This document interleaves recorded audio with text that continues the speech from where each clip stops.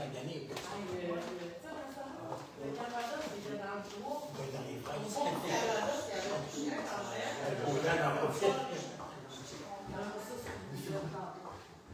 Tout est enregistré à partir de 5 secondes. On parle de la route.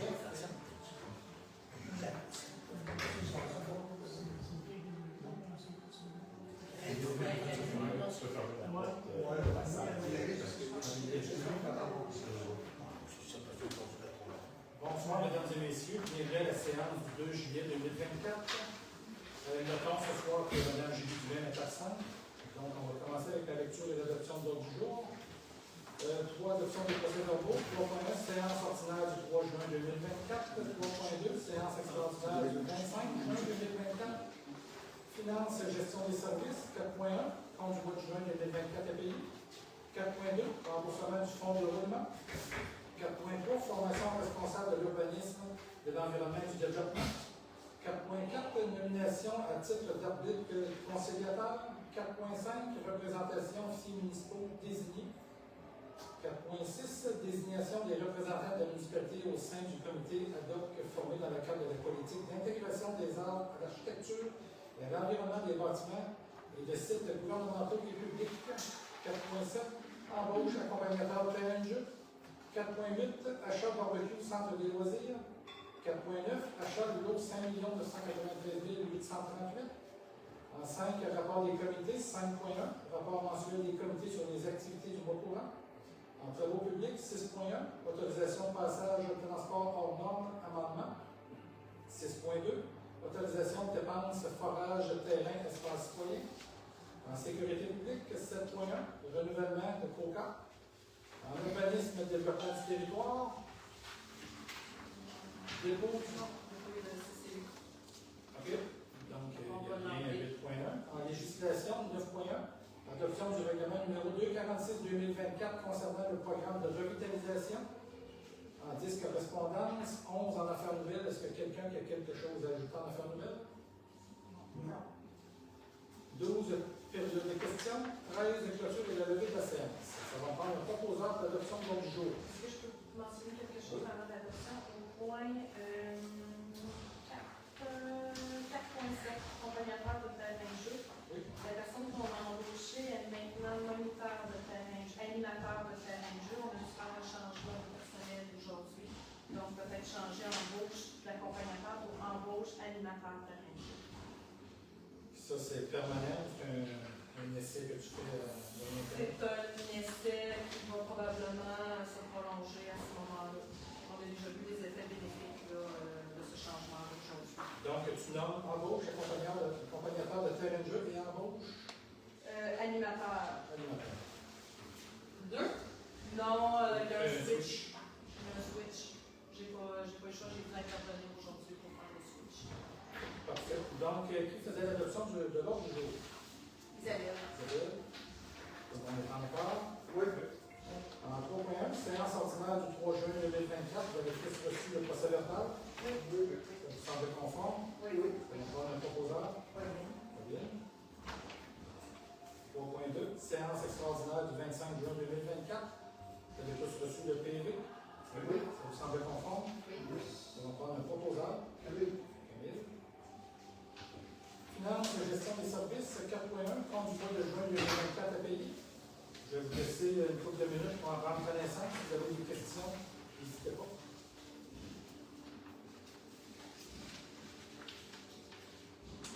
Dans l'Assemblée, tout le monde a des comptabilités. Oui. Il y a une quantité suffisante pour tout le monde.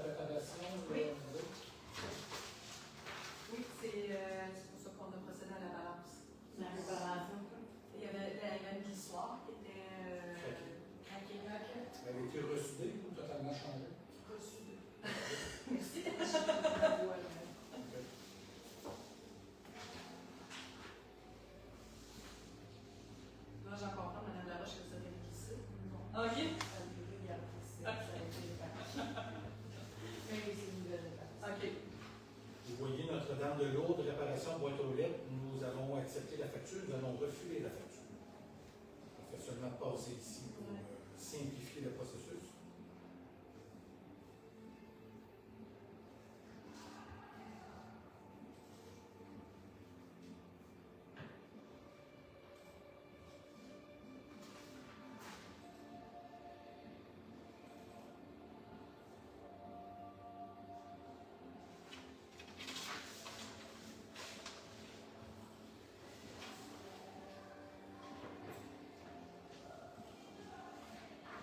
Est-ce qu'il y en a qui ont des questions sur les comptes à payer? On va prendre un proposeur. Merci. Merci. Tout le monde est en accord? Oui. 4.2, remboursement du fonds de roulement. Est-ce que tu peux nous expliquer? C'est une formalité administrative? C'est une formalité administrative. On a un fonds de roulement pour, entre autres, la répine, le dôme pour le sable et tout ça. Donc, pour l'année 2024, c'est une somme de 35 747 qui avait déjà été budgétée. Mais les comptables pour les états financiers pour l'année prochaine vont avoir besoin de cette résolution-là. Okay. Vous vous rappelez qu'on s'est emprunté à nous-mêmes, donc on s'est engagé envers notre comptabilité et le ministère des Affaires municipales à se rembourser à chaque année, jusqu'à temps que le compte revienne à zéro. Donc, c'est la procédure normale pour se rembourser à nous-mêmes. Ça va prendre un proposant. Pauline, tout le monde est en accord? Oui. 4.3, formation responsable de l'urbanisme, de l'environnement et du développement. La municipalité de Val-Alain compte un nouveau responsable de l'urbanisme, de l'environnement et du développement. Il est pertinent pour cet employé d'obtenir une formation afin de se familiariser avec son environnement. Donc, ça serait d'autoriser la dépense offerte par BC2 au montant maximum de 1 500 $ et de confirmer le mandat de formation à cette firme d'urbanisme. Ça va prendre un proposeur. Camille, tout le monde est en accord? Oui. 4.4, nomination à titre d'arbitre conciliateur. La municipalité de Val-Alain a l'obligation de nommer une personne désignée pour tenter de régler les mésententes visées à l'article 36 de la loi sur les compétences municipales. La municipalité devra facturer les coûts reliés au traitement de ces mésententes selon les modalités prévues à la loi. Donc, ce serait de nommer le responsable d'urbanisme, M. Normand Côté, à titre de personne désignée pour tenter de régler les mésententes visées à l'article 36 de la loi sur les compétences municipales. Que la municipalité assumera le salaire de M. Côté pour les 4 premières heures d'études et ou résolution du dossier. Que suite à l'utilisation de cette bande-là, les frais seront facturés conformément à la loi aux propriétaires concernés au taux horaire de 35 $ de l'heure tel que prévu par le règlement 2020-2022, 220-2022, en plus que tout autre frais engendré. Donc, c'est ce qu'on appelait anciennement l'inspecteur agraire. C'est pour régulariser, c'est de le nommer officiellement. Ça va prendre un proposeur. Isabelle. Moi, j'ai juste une question. Nous autres, on paye les 4 premières heures. Okay? Moi, j'ai un chien avec mon voisin. La municipalité paye les 4 premières heures. De 35 $, après ça, pour la 5e heure, c'est la municipalité qui va le facture? Oui. OK. C'est nous autres qui avons mis ça en avant? Oui, c'est dans le règlement. Ça paye pas ça. La municipalité ne peut pas faire de profit. On charge le salaire de la personne plus administratif. On n'est pas là pour faire de l'argent sur le dos des citoyens. Donc, il faut que ça l'égale un peu d'un salaire. Il est encore correct? Oui. Encore correct. On réévaluera l'année prochaine si ça doit être changé. Mais il est encore correct. 4.5, est-ce que tout le monde est d'accord? Oui. 4.5, représentation, officiers municipaux désignés. La municipalité de Val-Alain a procédé à l'embauche de M. Normand Côté en juin dernier et qui agit à titre de responsable de l'urbanisme, de l'environnement et du développement, ainsi que fonctionnaire désigné responsable du service de l'urbanisme. Cet employé peut être appelé à signer les documents nécessaires dans le cadre des dossiers d'urbanisme et à la cour municipale ainsi qu'à représenter la municipalité lorsque cela est requis. Donc, ce serait d'ajouter le nom de M. Normand Côté afin qu'il agisse en tant qu'officier municipal au même titre que Émilie Marcoux-Mathieu, directrice générale, M. Luc Terrien, chef d'équipe des travaux publics, M. Jean-Pierre Charbonneau, journalier aux travaux publics. Donc, c'est pour représenter la municipalité de Val-Alain pour le procès qu'on va avoir un Oui, représentant. exactement. Où on a des photos à prendre sur un dossier quelconque. On va prendre un proposeur. Camille. Tout le monde est en accord? Oui.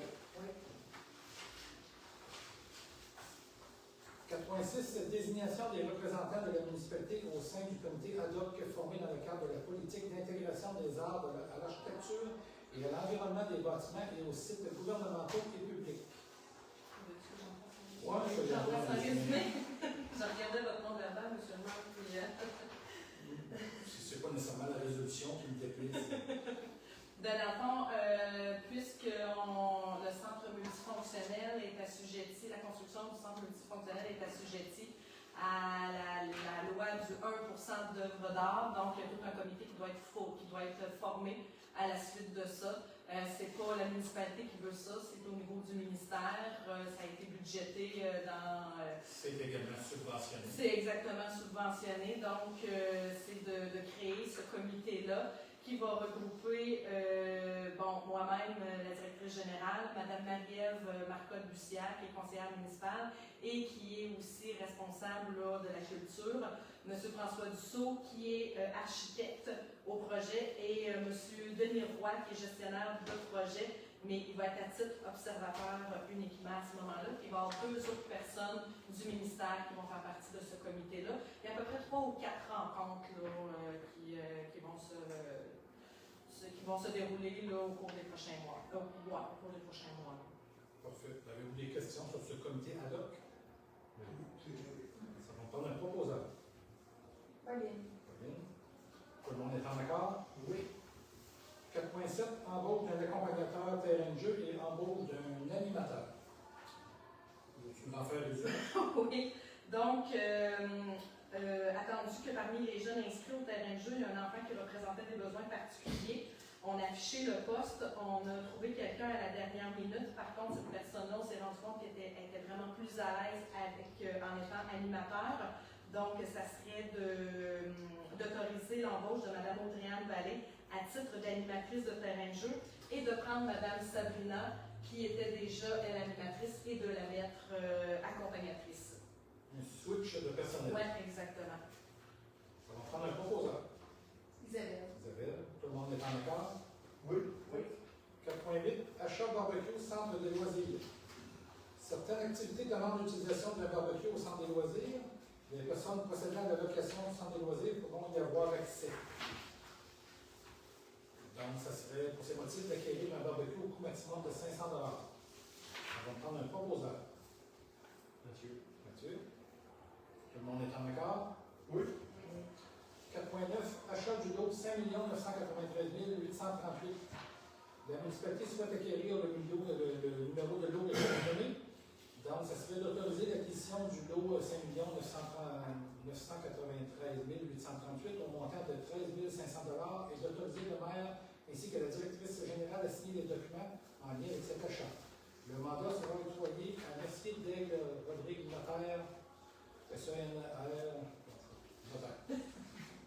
C'est pour les personnes qui se demandent c'est où est ce terrain. C'est le terrain qui est ici au bout de la rue de l'église, juste à côté du pont où il y avait l'ancienne croix et la station de pompage. C'est un terrain qui est quand même assez stratégique. C'est pas un terrain qui est intéressant de construire pour une résidence. Je pense que ça serait peut-être pas une bonne chose d'autoriser une construction d'une maison là, parce que ça reste quand même un endroit peut-être plus problématique. D'autant plus que nous, on en dispose souvent notre neige à cet endroit-là. Donc, c'était stratégique d'acquérir ce lot-là.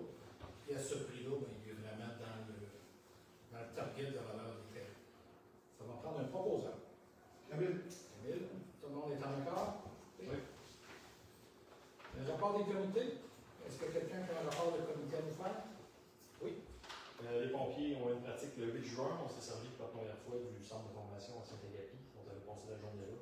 Ils ont fait de l'autosauvetage, de la recherche de victimes, puis des appareils respiratoires. Ils ont pratiqué des appareils. Le centre est adéquat? Parfait. Il y a encore des améliorations qui vont venir avec le temps. Là. Mais oui, il était tout tapé. Est-ce que pas le nouveau camion, mais le vieux camion qu'ils ont acheté, est-ce qu'il est vendu là? Pas encore. Oui, les camions ont ça. C'est un vieux camion des affectés, je pense qu'il y a de Saint-Sylvestre. Est-ce que quelqu'un d'autre qui a un rapport à nous faire? Fête de la pêche, mettons, on volet peut-être plus choisi. Donc, la fête de la pêche a eu lieu la première fin de semaine de juin. On a eu un déluge, mais malgré ça, on a eu quand même passablement de gens, on était bien contents, aucune équipe ne s'est désistée. Ça a quand même bien été, puis les gens étaient joyeux, donc ça a bien participé, que ce soit juste sur une journée aussi, ça a facilité les choses au lieu que les équipes se déplacent 2 fois, ça a été bien apprécié. Donc probablement qu'on va garder cette formule-là l'année prochaine. On remercie les bénévoles qui nous ont aidés là, tout au long de la journée. Puis on a eu aussi les jeux gonflables sous la patinoire qui ont été bien appréciés des enfants. Justement, vu que c'était à l'abri, ben, c'était un beau plus là, pour nous. Ça a permis que tous les jeux gonflables ont pu être utilisés à leur plein potentiel toute la journée. Donc, ça, c'était... Il y avait une très forte participation. Oui, c'est ça. Justement, vu qu'il pleuvait à l'extérieur, mais les parents aussi étaient sous la patinoire. Donc, c'était très bien. Pour le volet, peut-être plus fête de la pêche, vous avez tous entendu parler que les poissons ont eu une petite maladie, un champignon. Champignon qui est dû souvent à la température de l'eau, au stress animal. Le stress, on entend par stress, c'est pas nécessairement le stress moral, mais dans le transport, quand il y a souvent qui sont envoyés dans le lac, s'ils se frottent les uns sur les autres, le mucus, souvent sur le dessus, va s'effriter un petit peu, puis il va laisser place à un champignon pour de rentrer. C'est une maladie commune chez les truites, chez les poissons. On a appelé le MAPAC vétérinaire. Le MAPAC disait, inquiétez-vous pas avec ça, je ne vous conseille pas de manger les truites malades. Vous devriez les sortir, mais ceux-là qui n'ont pas de taches sont comestibles. Le vétérinaire, on aurait bien aimé les faire soigner. Le vétérinaire avait 2 options, soit qu'ils viennent ici, qu'ils identifient la maladie, qui savait déjà juste avec les photos qu'est-ce que c'était, et puis qu'on retire. Lui nous suggérait de retirer les poissons malades et les euthanasier de façon éthique, ou encore c'était une euthanasie de masse. Donc, quand on parle d'euthanasie de masse, moi je m'attendais à ce qu'ils mettent de l'électricité dans le lac ou quelque chose comme ça. Non, c'est qu'on sort tous les poissons au filet, un par un pratiquement, on les met tous dans un lac et on les euthanasie éthiquement encore. Donc, ça aurait coûté plusieurs mille dollars. Donc, on a opté pour la façon de sortir les malades, les euthanasier éthiquement. Donc, on en a sorti peut-être une 20aine au total. Puis là, le restant du troupeau, on pourrait dire, a l'air en pleine santé. On essaie de le faire un tour encore fréquemment pour voir s'il y a encore des poissons malades avec des taches blanches. Ils sont assez faciles à repérer, les malades. Ils ont des taches blanches, puis ils vont nager over la surface pour aller chercher de l'oxygène au maximum, puis sur le côté du lac. Puis si on les agace avec une ligne, ils ne mordent pas. On les ramasse à l'appui, c'est comme si c'était un bout de bois mort. Ils ne mordent pas, sont vraiment amorphes. Puis les truites en santé, ils mordent et sautent comme à l'habitude. Donc, c'était pour la fête de la pêche. Est-ce qu'il y a quelqu'un d'autre qui a un rapport à le faire? Non? Parfait. Travaux publics, 6.1, autorisation, passage, transport hors norme. Est-ce que tu peux nous en faire un petit résumé? Bien, au dernier conseil, on avait passé une résolution concernant l'autorisation du passage de transport hors norme. Le 8 juillet, on va avoir un transformateur qui va partir d'ici, qui va s'en aller à Saint-Adrien-d'Irlande. Donc, vous avez probablement remarqué qu'il y avait eu des travaux là, dans le 2e rang pour justement accueillir ce mastodonte-là. Ça va être un monstre. Par contre, ce transformateur-là, quand il va tourner du 2e rang à s'en allant vers la ministère, ben, il va devoir empiéter sur notre emprise municipale, mais aussi sur un terrain d'un citoyen. Donc, à ce moment-là, l'amendement, c'est juste de venir ajouter que même s'il accote sur ou qui empiète sur le terrain, que ce soit l'emprise municipale ou celui du citoyen, ben, que la compagnie de transport là, s'engage à remettre comme il faut en état exactement là, les terrains. Pour vous rassurer, avant même que le transport ait lieu sur la route, il va y avoir un profilage vidéo de fait sur tout le long du trajet. Puis suite au transport, il y a un autre profilage, une petite caméra qui regarde vraiment s'il y a des ornières. Ça va être dans le même état, sinon ils se sont engagés à payer des frais et ils ont des assurances. Puis il y a question de sécurité pour les ponts. Je sais que le pont du rang 1 va avoir un autre pont par-dessus pas de construit, mais c'est un pont temporaire qui va être placé par-dessus le pont du rang 1. Pas du pont Frère, mais le pont à côté de l'anciennement M. Kerouac. Il va y avoir un pont temporaire installé là pour permettre aux transformateurs de passer. Ensuite, ils vont retirer le pont et ils vont l'amener ailleurs tout au long du trajet. C'est sûr que c'est un transport qui est C'est un transport qui va se faire sur plusieurs jours. Ils vont le faire uniquement la nuit parce que c'est un transport qui va rouler à peu près à 10 km/h. Donc, ça va être quelque chose à ce moment-là. C'est idéalement, je sais que ça amène la curiosité, ce transport-là, mais idéalement, on vous demanderait de peut-être rester chez vous, parce qu'à la largeur que ça va avoir, si vous restez sur le bord du chemin avec votre voiture, vous allez comprendre que vous allez devoir partir malheureusement, parce qu'ils prennent vraiment toute la largeur. Mais bref, suivez notre page Facebook, nos communications, là, on va vous informer en temps et lieu. Donc, ça va prendre un proposeur pour l'autorisation. Camille? Camille? Tout le monde est en accord? Oui. 6.2, autorisation de dépenses, forage, terrain, espace citoyen. Donc, c'est pour les travaux de forage sont nécessaires sur le terrain du futur espace citoyen. Ces travaux ont été prévus dans la planification financière de la construction du centre multifonctionnel. Donc, ce serait de confirmer les contrats à OGO et Québec pour la réalisation des travaux de forage et d'autoriser une dépense au montant de 34 803,50 $, taxes sensu. Nous allons prendre un proposeur. Isabelle. Isabelle. Tout le monde est en accord? Oui. Oui. Sécurité publique, 7.1, renouvellement COCA. La municipalité doit s'assurer d'une couverture en matière d'appels d'urgence et d'incendie. Les contrats de service avec COCA pour la répartition des appels d'urgence et la gestion des appels 911 arrivent à l'échéance le 1er avril 2025. COCA a fait parvenir les projets de la future entente. Des frais sont maintenant exigés pour la répartition des appels d'urgence. Les membres du Conseil ont pris connaissance des 2 projets de la future entente, donc ça serait d'accepter de renouveler les 2 ententes, de débourser la somme de 1 585,32 pour l'année 2025-2026, répartie de la façon suivante: 789,64 pour les services connexes qui sont essentiels à la répartition des appels d'incendie et 795,68 pour les tests de vérification des outils de télécommunication. Donc, ce serait d'autoriser que le maire et ou la directrice générale signent tous les documents relatifs à cette entente. Vous comprendrez qu'on n'a pas beaucoup le choix. COCA, c'est la centrale d'appel.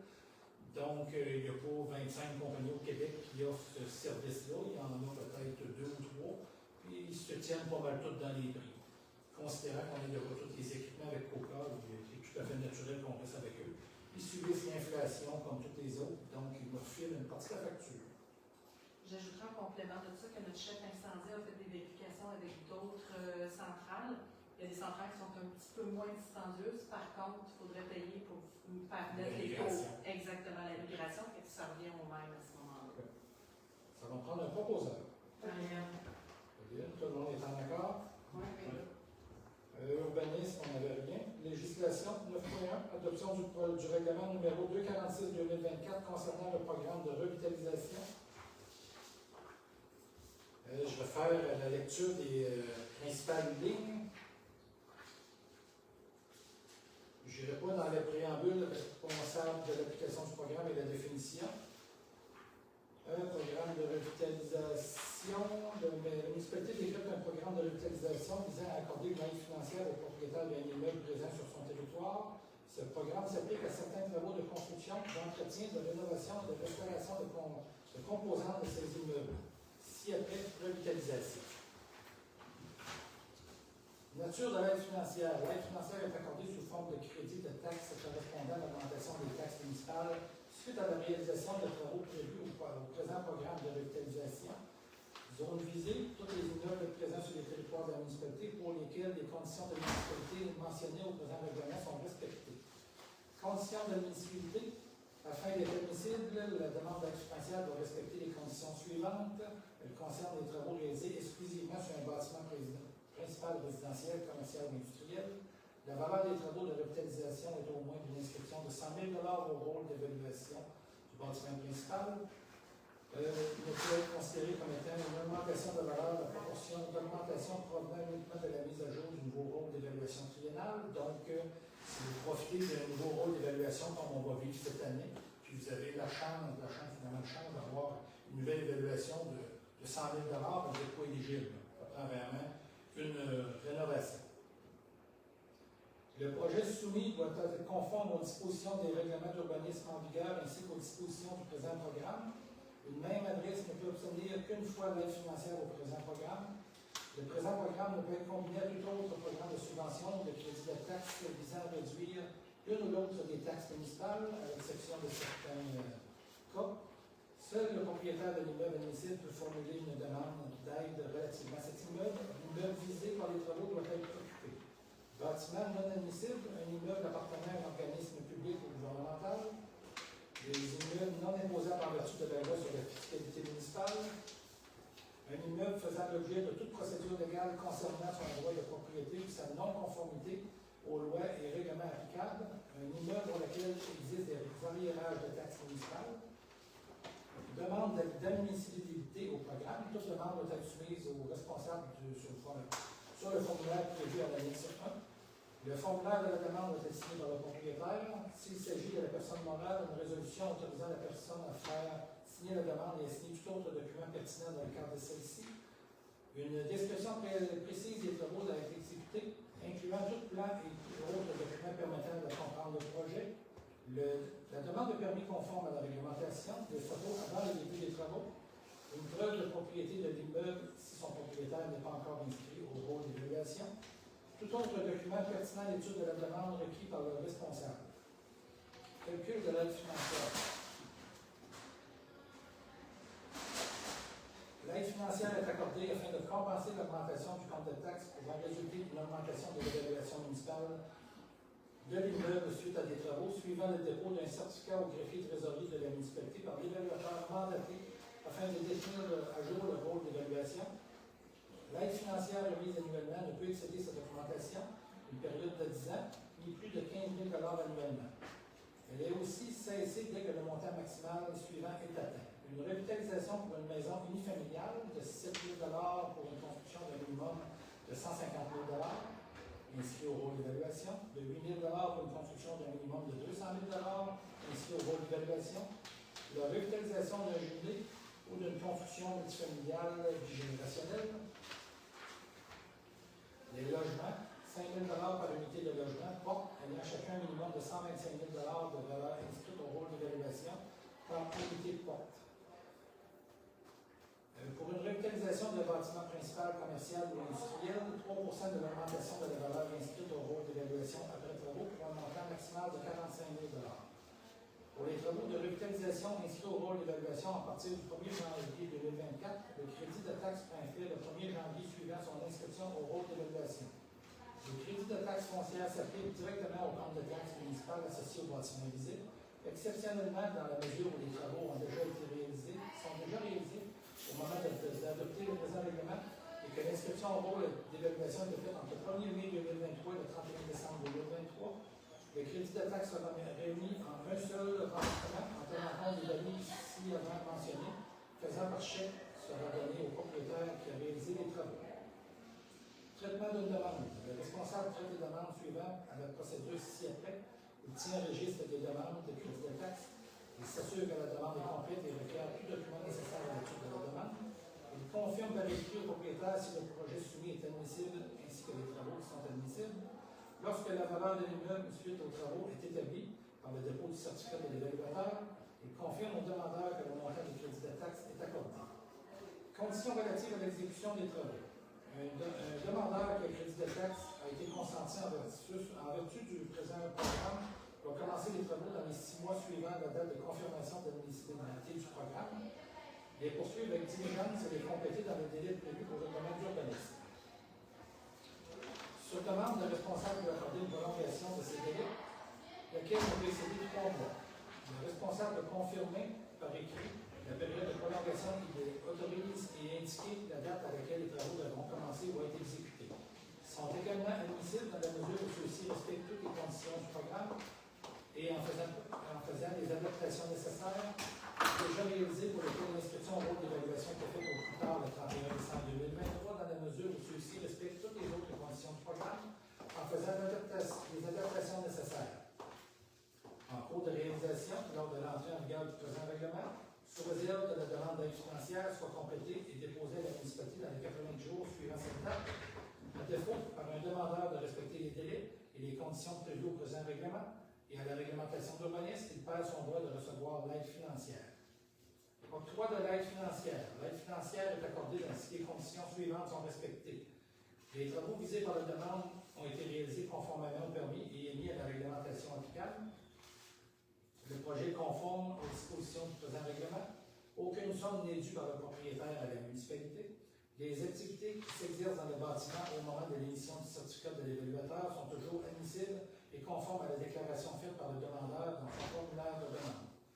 Le service de l'urbanisme examine la conformité des travaux effectués et l'usage projeté et en fait rapport à la direction générale. Dans le cas où le demandeur respecte l'ensemble des conditions d'attribution, la direction générale est autorisée à créditer annuellement au compte de taxes municipales de l'unité d'évaluation déclarée admissible à l'aide financière le montant du crédit de taxe.